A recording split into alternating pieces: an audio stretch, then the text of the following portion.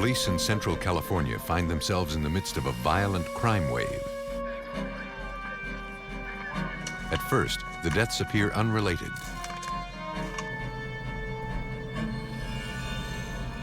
But detectives uncover evidence that points to a single killer.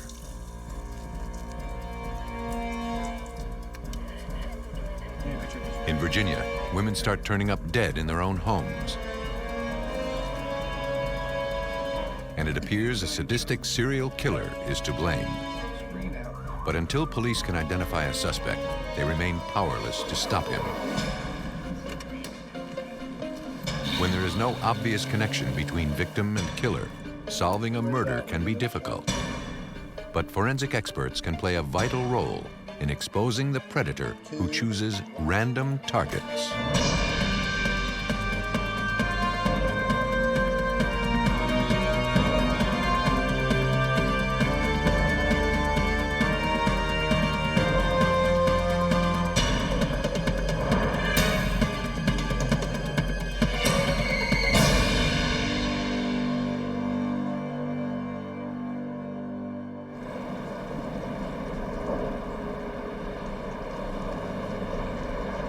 In this episode, some of the names have been changed.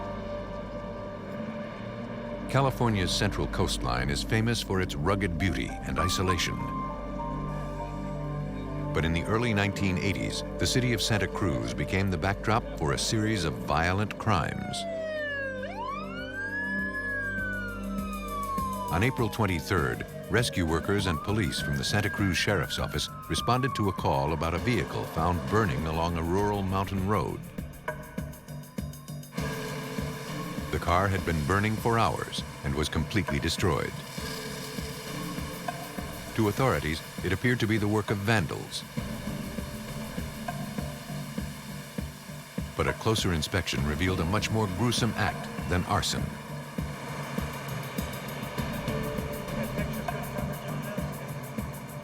A human body, burnt beyond recognition, lay in the front seat.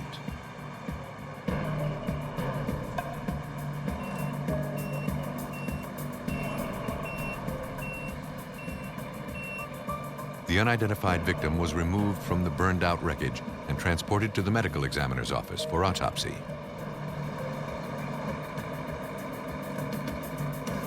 Investigators began searching for clues to explain the fire. But they found none of the telltale signs suggesting that an accident or engine trouble were to blame. A check on the tags revealed the car was registered to 20-year-old Mark Farrell, who listed an address less than a mile from the scene. 1 Frank John Mary.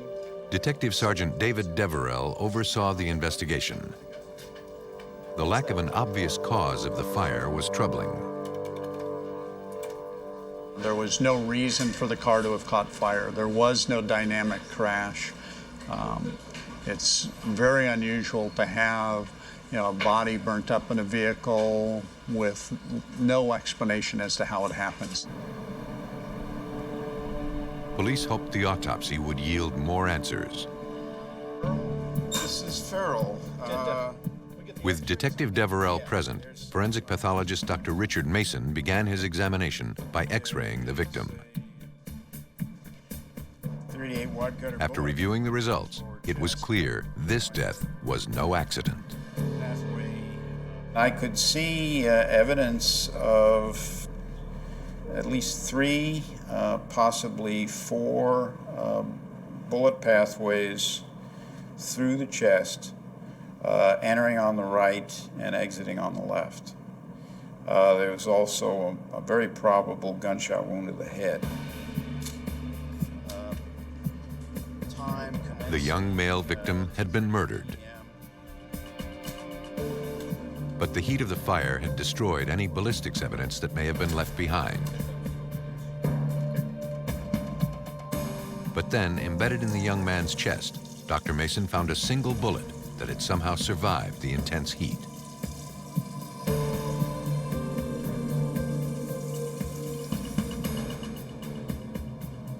Dr. Mason, a gun enthusiast, analyzed the fragment under a microscope. It was a unique bullet.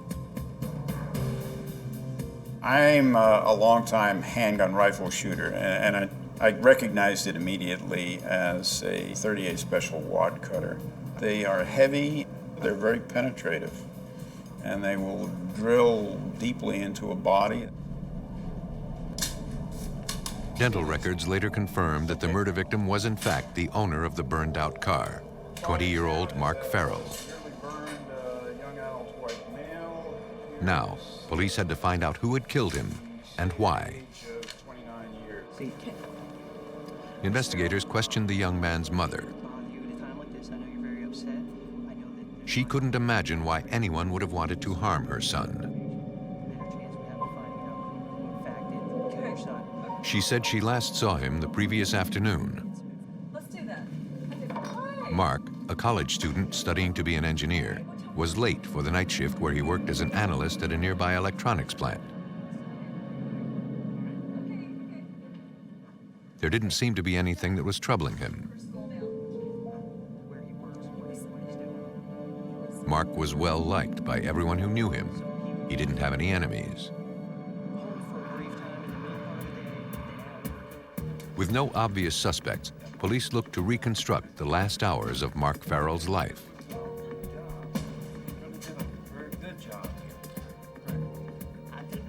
His employer confirmed that Mark had worked his entire shift the night before and left around 2 a.m. There were no indications that anything out of the ordinary had happened during his shift. And he said Mark got along well with all of his co-workers.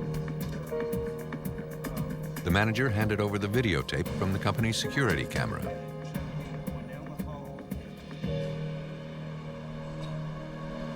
At the Santa Cruz Sheriff's Office, Detective Deverell reviewed the tapes. It's the surveillance. He watched as Mark Farrell left work without incident. In looking at the tape, there was certainly nothing unusual in it. Looked like, it was the end of the night. He was headed home.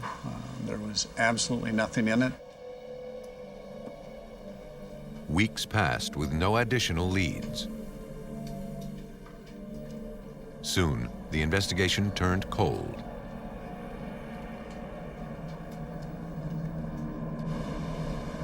And the caseload for Santa Cruz homicide detectives was about to increase. 2 months after the murder of Mark Farrell, the tranquility of the nearby community of Laguna Beach was shattered.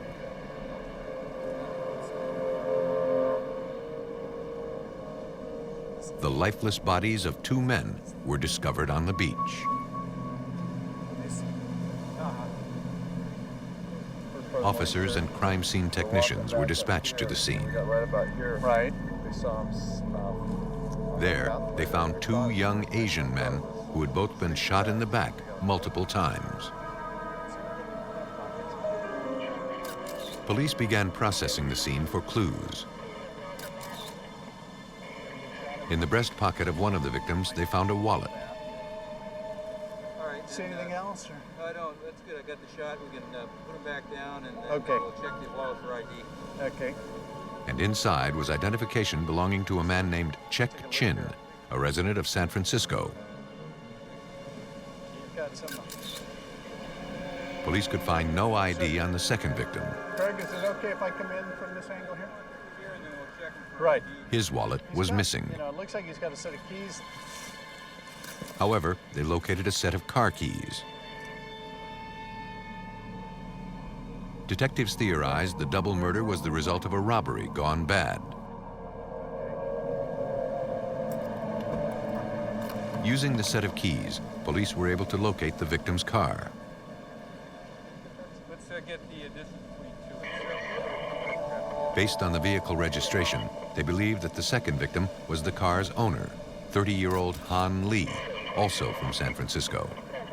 Looks pretty good.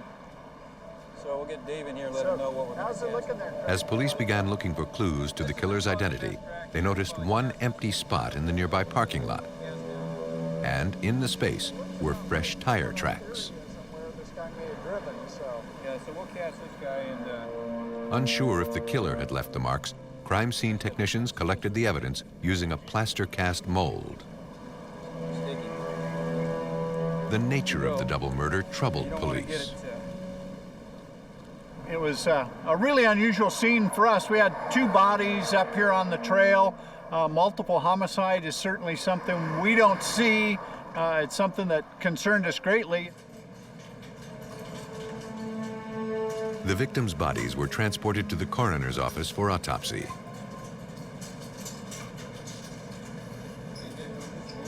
Again, Dr. Richard Mason worked the case. Sure. This, when you're done with the overviews, while he's in a position to get the ID shot. He extracted the fatal bullets from the victims' backs. He had seen them before.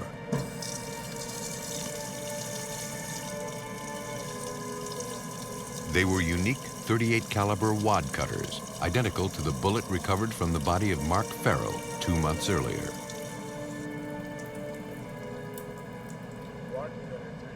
Police now had 3 unsolved murders on their hands, and it appeared the same gun had been used in all of the homicides. Dr. Mason and Detective Deverell realized it was too much of a coincidence to be ignored. It's an unusual gun.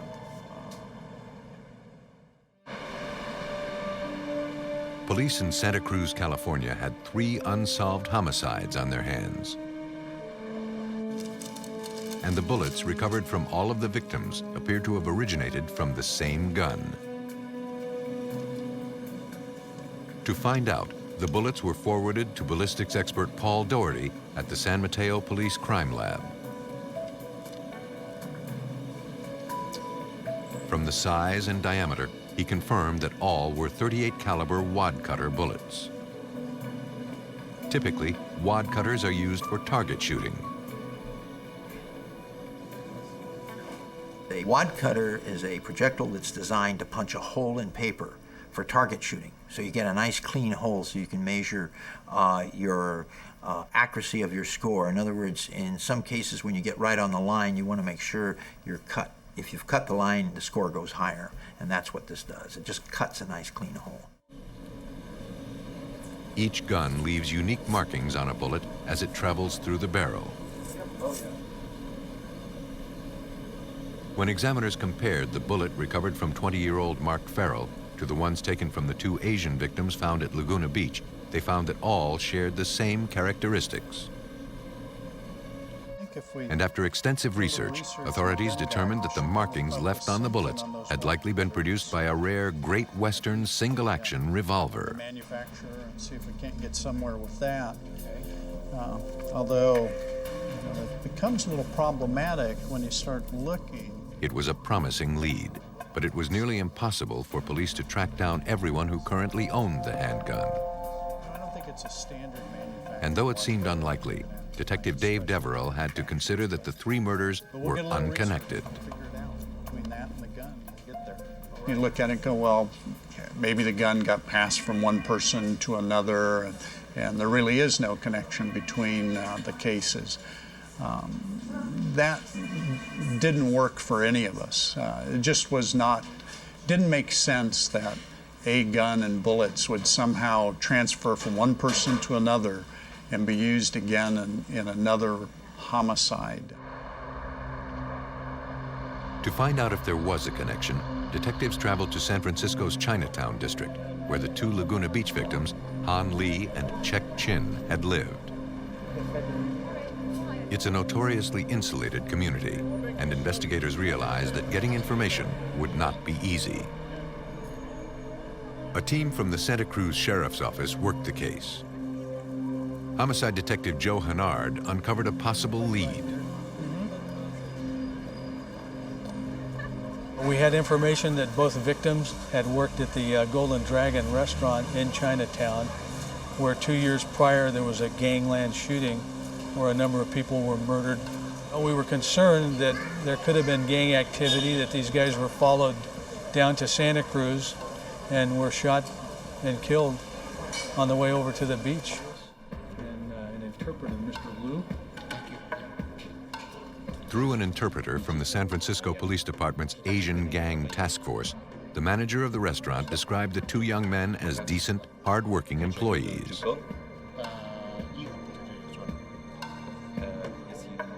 In fact, he last saw them the day before they were found murdered. It was payday, and the men were anxious to receive their checks. They had made plans to take a day trip down to Laguna Beach.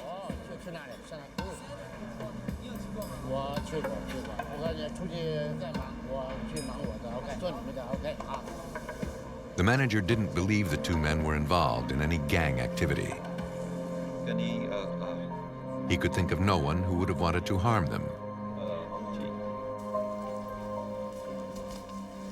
Having found no connection between the victims, detectives realized they were powerless to prevent more killings. We got a photo of our... Soon, the investigation into the murders of Mark Farrell, Chek Chin, and Han Lee had hit a dead end. Just need to do a little more work up on. The case was very frustrating. We had the bullets linking the murders. We knew what type of gun we were looking for. We had a lot of evidence in the case, but we didn't have even a glimmer of why these three people were killed. But a year and a half later, all of that changed. A man named Dave Bonin contacted police.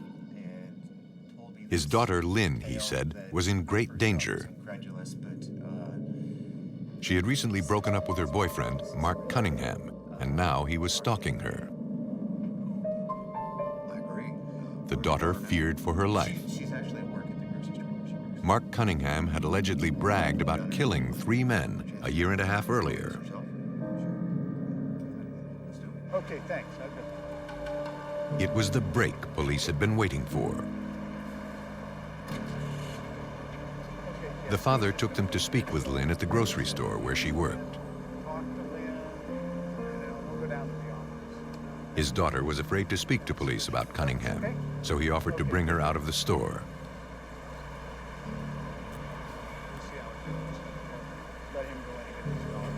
But there was just one complication.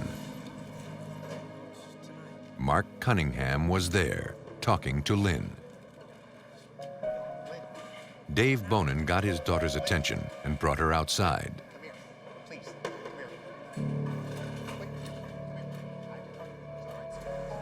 When Detective Dave Deverell heard the suspect was inside, he quickly interviewed Lynn. And kind of did just the quickest interview on record. You know, we kind of went, Lynn, your dad tells us that your boyfriend may have killed some people, and we need to know what happened. Lynn told police that a year and a half earlier, she and Mark Cunningham were driving around near Laguna Beach. Suddenly, Mark pulled into a parking spot, claiming he needed cash. He said he'd be right back, but he wouldn't tell her where he was going. Lynn told police he was gone for several minutes. She recalled that when he returned, he was agitated and out of breath. She thought she saw a gun in his possession. Police realized it was the same spot where the 2 Asian men were found murdered. It became apparent to us in this real brief interview with Lynn, Mark was the guy we were looking for.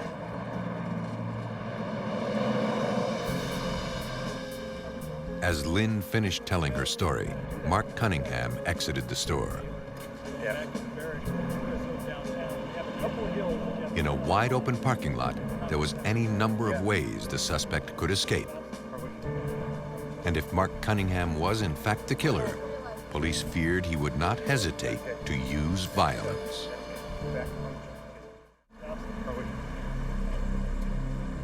After a year and a half, police in Santa Cruz, California finally had a solid lead in 3 unsolved homicides. Why don't you guys come on over here? Mark Cunningham had allegedly bragged to his ex-girlfriend that he was responsible for the shooting deaths.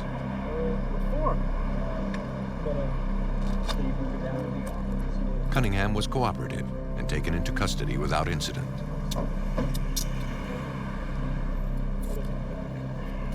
right, what is this for? I'll tell you this. It's a good start. Under Mark, questioning, he insisted he knew nothing about any of the murders. I'm sorry, I really... He claimed that his girlfriend, Lynn Bonin, was trying to get back at him for ending the relationship. We've got, you know, He denied owning a Great Western single-action revolver, the type of weapon used in the 3 killings. Police didn't believe him, but they had no hard evidence to prove he was lying. Still, Cunningham remained in police custody.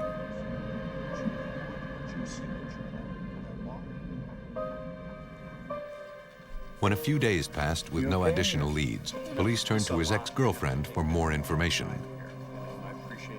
Lynn Bonin had reason to believe that Cunningham had committed the murders.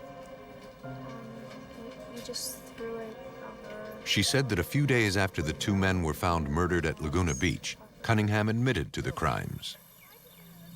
What are you going to do about it? Come here. Then, without warning, he pulled out an old revolver and forced Lynn to the ground. He threatened to kill her and her father if she ever said anything to police. A short while later, Cunningham got rid of the revolver. He just told me to sit there and wait. Lynn didn't know anything about Mark Farrell, the 20-year-old man who had been shot and burned in his car along a mountain road. At some point, did Mark leave? I don't know. However, in the past, she and Cunningham and some friends would hang out on that road and have bonfires.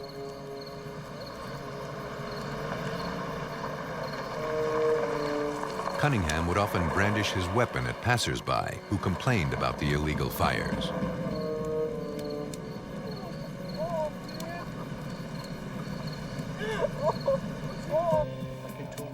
Police had strong circumstantial evidence linking Mark Cunningham to the scenes where all 3 victims had been found murdered. There's a lot in there. Do anything. Now they needed hard evidence. No, They turned to the tire tread marks found at Laguna Beach nearly 2 years earlier. The tires from the truck that had been driven at the time of the murders had been sold, but police were able to track down the current owners. The tires were collected and forwarded to the crime lab for analysis. First, examiners generated an inked impression of Cunningham's tire treads. Then, transparent overlays were placed on top of life-size photographs of the tire tread found at Laguna Beach nearly 2 years earlier. They found that all of the class characteristics, including the shape, size, and dimensions of the tread design, lined up perfectly.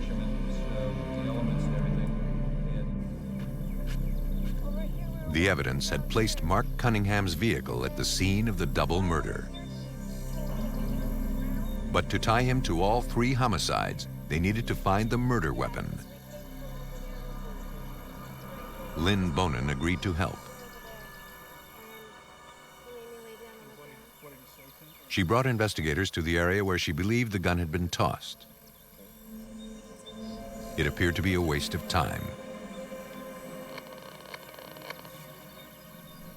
But then, buried under dirt and debris, they found a pistol. It was a rare Great Western single-action revolver. To prove it was the murder weapon, police forwarded the evidence to forensic examiners. Ballistics expert Paul Doherty knew it would not be easy. Rust had severely damaged the weapon. But after days of cleaning the revolver, he was able to get the gun to fire. 3, 2, 1, fire. Firing. Ballistics tests proved that the gun was used in both the Laguna Beach murders and the death of 20-year-old Mark Farrell. Cunningham was subsequently charged with 3 counts of murder. Police theorized that Cunningham had started a small bonfire by the side of the road. Mark Farrell, headed home after a long night of work, saw the flames and stopped to find out what was going on. Without warning, Cunningham pulled his gun and shot the young man several times.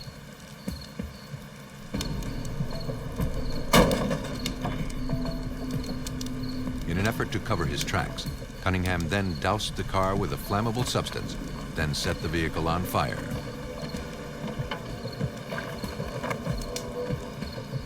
It was a crime of opportunity,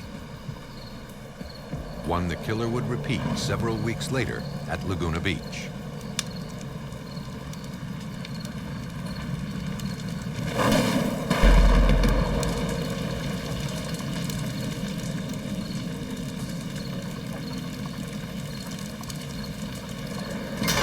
Mark Cunningham was tried and convicted on 3 counts of first-degree murder. He was sentenced to life in prison. Mark Cunningham preyed on victims who happened to cross his path.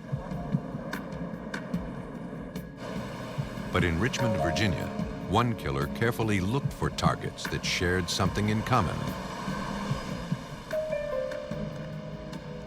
On the morning of September 19th, 1987, a man noticed a car with its engine running pulled up onto the sidewalk.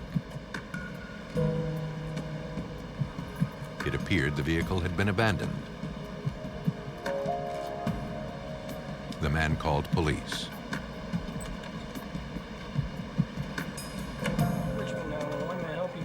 911 dispatchers ran a check on the tags and learned the car was registered to a woman who lived a few blocks away from where the vehicle was found. But when efforts to contact her failed, police tracked down her landlord. An officer was dispatched to the residence. The landlord was also concerned. She had noticed a missing window screen and feared the place had been burglarized.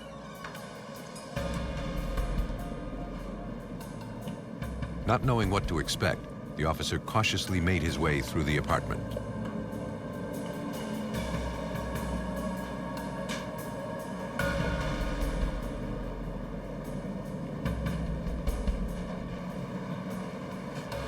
In the bedroom, he made a gruesome discovery.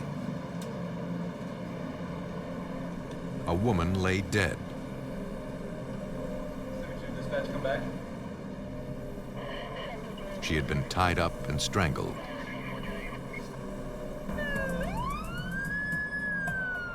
Within minutes, Richmond police and crime scene technicians were dispatched to the scene.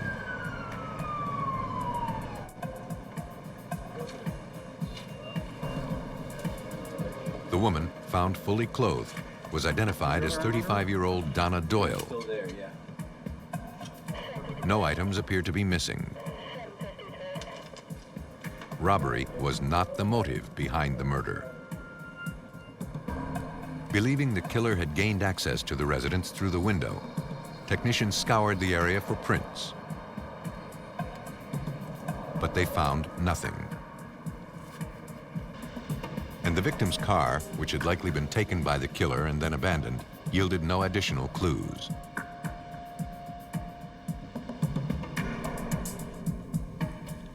At autopsy, the medical examiner determined that the death had resulted from ligature strangulation.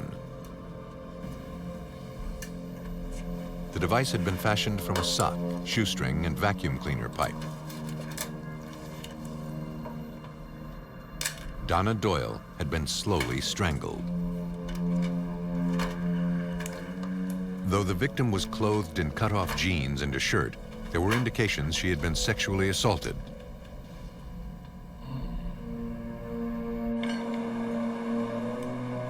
Biological evidence of rape and some stray hairs were collected. At the time, DNA testing was in its infancy, and all serologists could determine was that the killer had type O blood.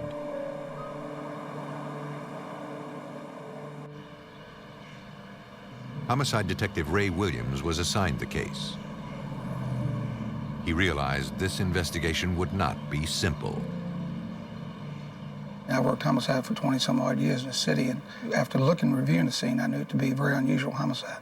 The way she was tied and strangled was very apparent to me that at that point we weren't dealing with an ordinary killer. Hoping for more detailed information, the hairs recovered from Donna Doyle's body were forwarded to forensic experts at the Virginia Division of Forensic Science. They determined that 2 of the hairs had not originated from the victim.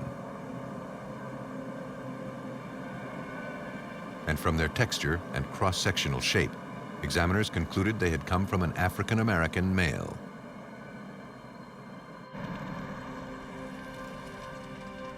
For investigators, it wasn't much to go on.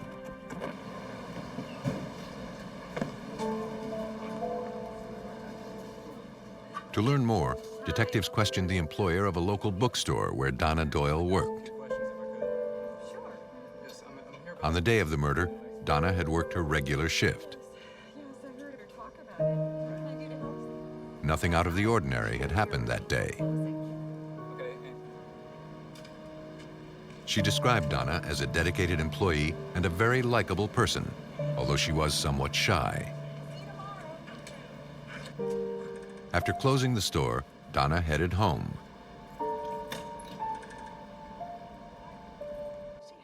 Her employer didn't know if she had plans that night.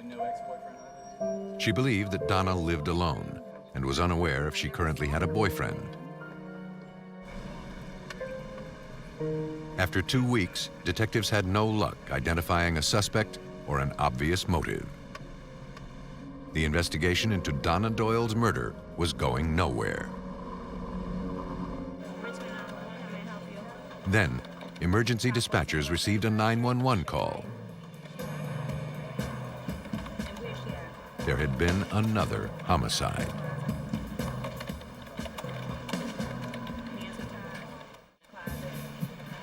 As police in Richmond, Virginia struggled to solve the brutal rape and murder of 35-year-old Donna Doyle, they received word of another homicide. The victim, identified as 32-year-old Dr. Stephanie Harris, was discovered inside the bedroom closet by her husband. Okay. The scene was less than 2 miles from the site of Donna Doyle's murder. Her hands and feet were bound, and a cloth belt was wrapped tightly around her neck. She had been sexually assaulted. For police, the crime scene looked eerily familiar. There were no indications of robbery, and it appeared the killer had entered through a window. But few clues to his identity were found.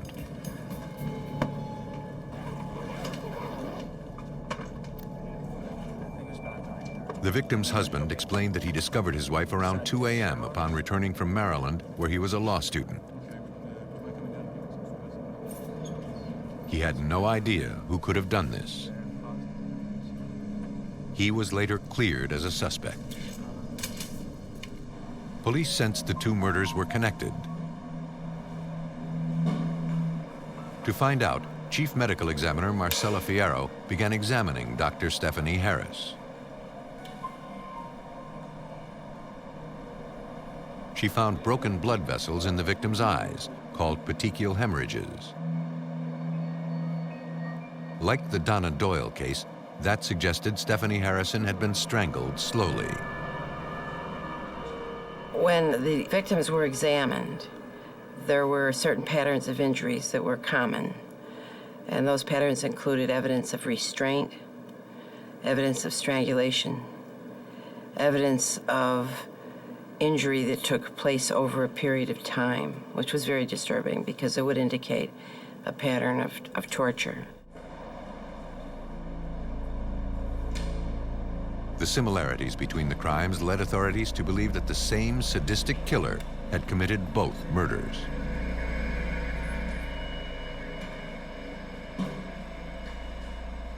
When you do autopsies, you get some insight into the nature of the person who committed the crimes.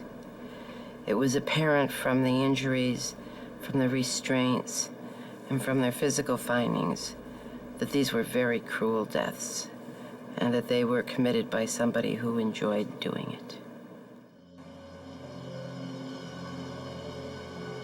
The biological evidence recovered from Stephanie Harrison was sent to forensic serologists.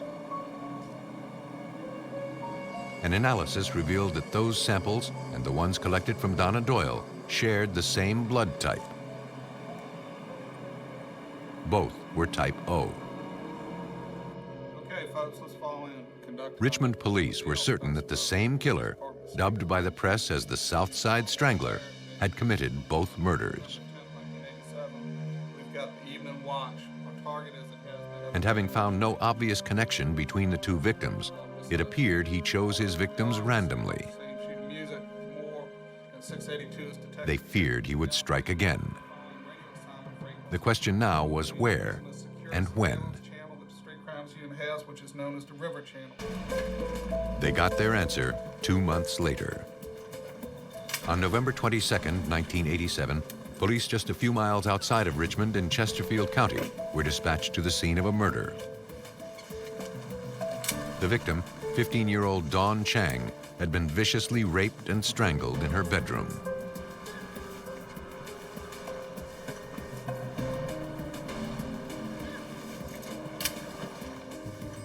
Like the other cases, the perpetrator had entered the bedroom through the window. Here's what we got, the 8. Strangely, investigators found a figure 8 painted on the victim's body. But aside from a few stray hairs, little physical evidence was recovered. However, the hairs were enough for authorities to conclude that Dawn Chang had been the Southside Strangler's third victim. Unlike the other victims, Dawn was a teenager. She was Asian, and she didn't live alone. In fact, her parents were sleeping in the next room at the time of the murder. How old was she? They never heard a thing. 15. They described their daughter as a typical teenager. It's a recent picture. Great, time for me to get back to work. You have a lot of work to do? Yes. They last saw her the night before. Go. Go study. After dinner, Dawn said she had some homework to do and planned on going to bed after she finished. She said goodnight and went to her bedroom. The mother discovered her daughter's lifeless body the following morning. Authorities had a serial killer on the loose, and he appeared to be spreading out beyond the Richmond city limits. His ability to avoid detection led police to believe he had done this before. Desperate to generate a lead, Detective Ray Williams contacted police departments throughout the region, looking for any unsolved cases with a similar MO. Less than 100 miles away, in the Washington, D.C. suburb of Arlington, Virginia, he got a hit. There, Detective Joe Horgus of the Arlington County Police Department had several unsolved rapes and murders that went back nearly 3 years. The details of those were frighteningly similar to the murders in Richmond and Chesterfield County. 3 weeks after 15-year-old Dawn Chang's homicide, Arlington County Police had been dispatched to the home of Sandra Thomas. Watch where we're stepping. The 34-year-old woman had been discovered raped and murdered in her home. She lived alone, and like the victims in Richmond, she had been strangled with household items.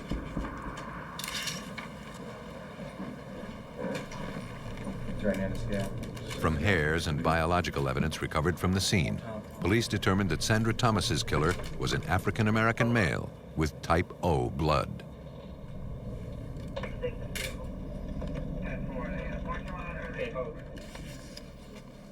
The other unsolved crimes in Arlington with a similar MO had been committed in 1984. At first, it seemed odd to Detective Horgus that the killer would suddenly stop. only to resume 3 years later. He didn't stop because he's got a girlfriend. He didn't stop because he got married. He stopped because he either relocated, he's dead, and he's not dead if he's doing the other ones, or he's in prison.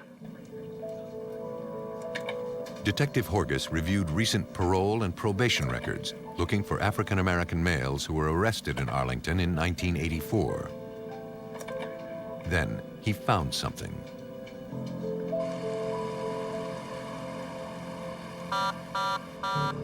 In early 1984, a 21-year-old man named Timothy W. Spencer was arrested in connection with a series of breaking and entering and petty thefts.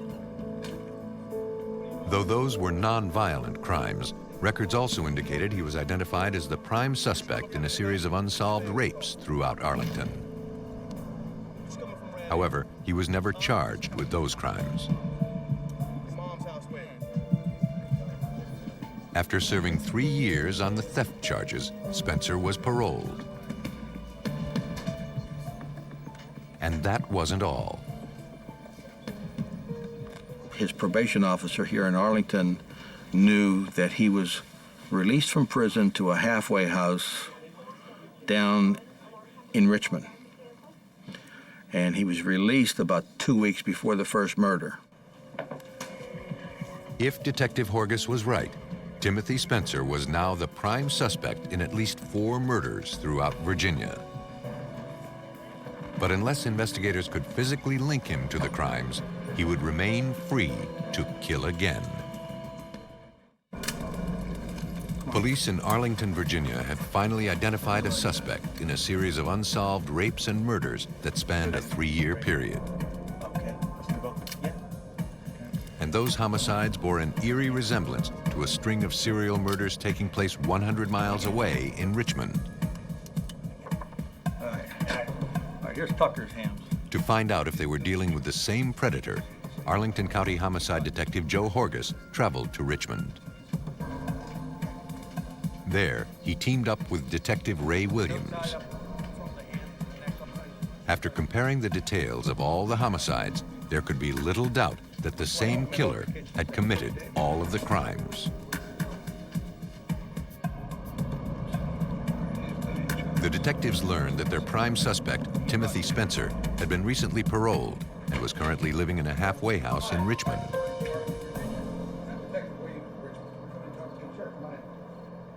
According to the director of the house, the suspect was currently out running errands. Detectives asked to see the logbook that contained the times and dates of when a parolee leaves and returns to the house.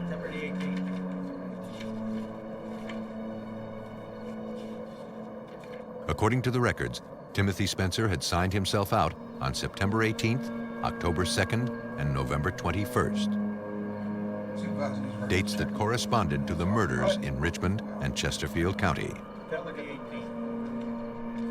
He had also signed out on November 25th to spend Thanksgiving weekend with his mother in Arlington. Arlington County Detective Joe Horgus realized that Timothy Spencer's mother lived just a few blocks from where the latest victim, Sandra Thomas, had been murdered that same weekend. What are the odds that 100 miles away, our lady up here that's murdered, MO fits identical to theirs down there, and where's Timothy Spencer? He's up here at the same time. Too many coincidences just don't add up. What it adds up to is logic. This is our man.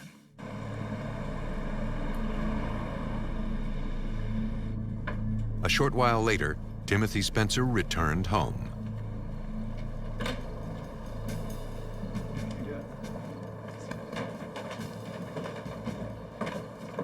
And police were there waiting. The suspected serial killer was taken into custody on suspicion of murder. Hand behind your back. He'll tell you just something here. A search of his room at the halfway house failed to produce any hard evidence linking him to the murders. But on his bed, they discovered a drawing of a figure 8, similar to the one found painted on the body of 15-year-old Dawn Chang. All right, I'm gonna show you a couple Under pictures questioning, here, so Spencer admitted nothing. jog your memory a little bit. So see if you recognize these folks, okay? Do you know that person? No. He claimed to have no knowledge about any rapes or murders. Have you ever been to And he denied drawing the figure 8 found on his bed. Yeah. Detectives sensed he was lying, and now they looked to the forensic evidence for proof. Hair and blood samples were collected from the suspect. At the Virginia Division of Forensic Science, criminalists compared the hairs taken from Spencer to those recovered from several of the crime scenes. The shape, size, color, and texture of the hairs were identical. Though Timothy Spencer had type O blood, so did millions of other people. For irrefutable proof that he was the Southside Strangler, examiners turned to a newly developed, more sophisticated type of analysis called DNA testing.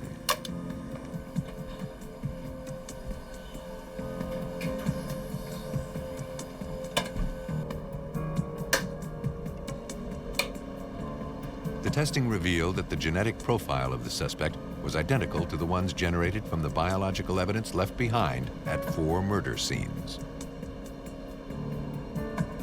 The chances that the killer was someone other than Timothy Spencer were nearly 900 million to 1. He was charged with 4 counts of murder.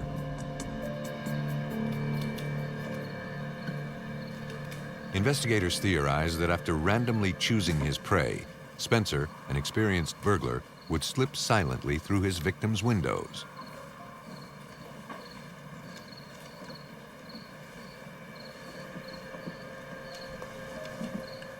Once inside, he raped and strangled them.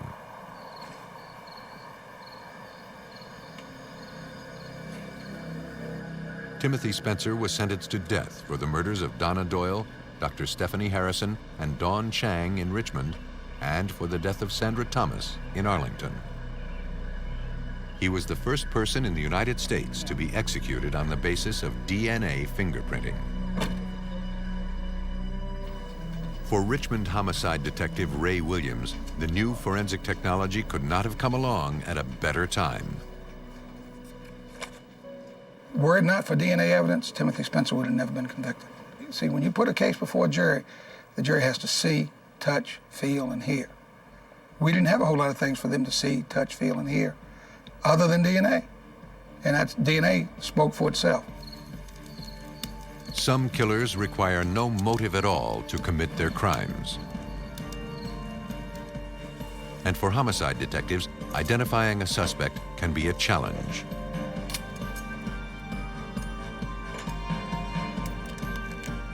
In those cases, they must rely on the physical evidence to expose a killer who has set his sights on random targets.